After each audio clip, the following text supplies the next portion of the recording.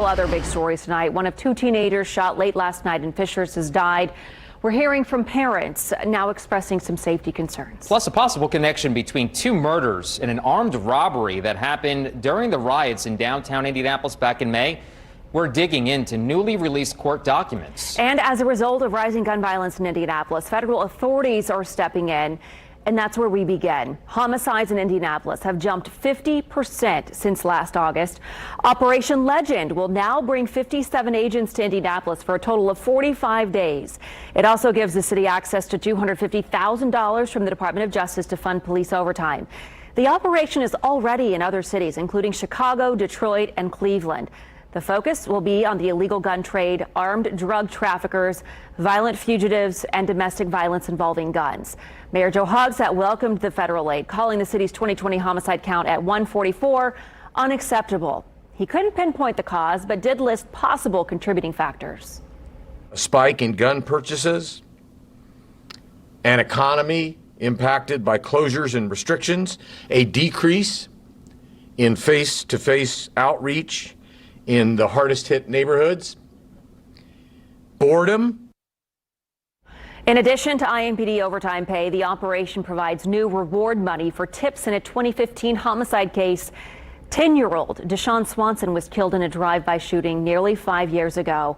Nobody has been arrested. And while Deshaun's killer hasn't been brought to justice, his murder did change how neighborhoods actually handle gun violence. And the method worked so well in the Butler-Tarkington neighborhood. It was copied all over the city. Wish TV's Dan Klein joining us now. And activist Dan, hope the new reward will solve a crime that has had a far-reaching impact. Yeah, Deshaun Swanson and his family were outside a home at 39th and Graceland Avenue on a warm September night, attending a prayer vigil for a best friend's grandmother when someone drove by and opened fire. 3 others were injured, but it was Deshaun's death that led the community to say enough is enough.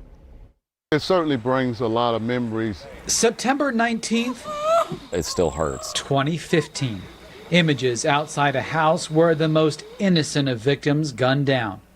This 10-year-old boy named Deshaun Swanson. My neighborhood was under attack. My neighbors were under attack, and it really affects you deeply. Everyone was scared. You did not know what was going to happen next. Ted Feeney was the president of the neighborhood association back then. He says Deshaun's murder was the 3rd of 6 here that summer and fall. It just spiraled out of control very, very quickly. But when the Indy 10-Point Coalition showed up on scene that night and nights after that, there was a new approach. For the first time, instead of bringing in people to walk the streets, it was neighbors walking their own streets. The Deshaun Swanson death was such an outcry, it mobilized residents all over Butler-Tarkington. And while Feeney says it took months to see the difference, it was there.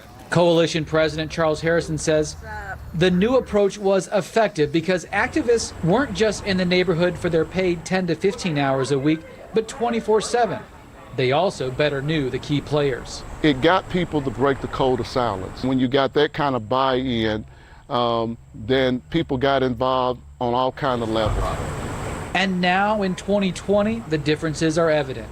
More vibrant, safer neighborhoods. Just 1 or 2 for sale signs, not a dozen. Feeney sees parallels with the current record rate for homicides in the city and is upset the mayor's office hasn't done more like what worked in his neighborhood. This is the biggest crisis besides coronavirus, the health side, and it's not being dealt with. Still, even with anniversary events and a mother's plea, and somebody needs to be punished for this.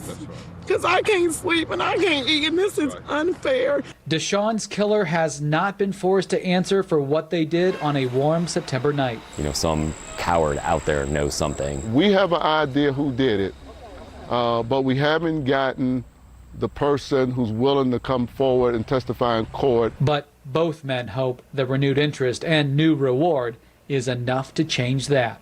I hope so.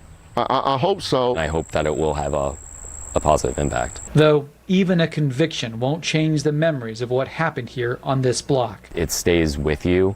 You don't forget about it. Deshaun Swanson would have turned 15 years old on Wednesday. Charles Harrison hopes the $25,000 reward is enough to bring someone forward, because if they have been keeping quiet because of fear of retaliation, this would be enough to help them move.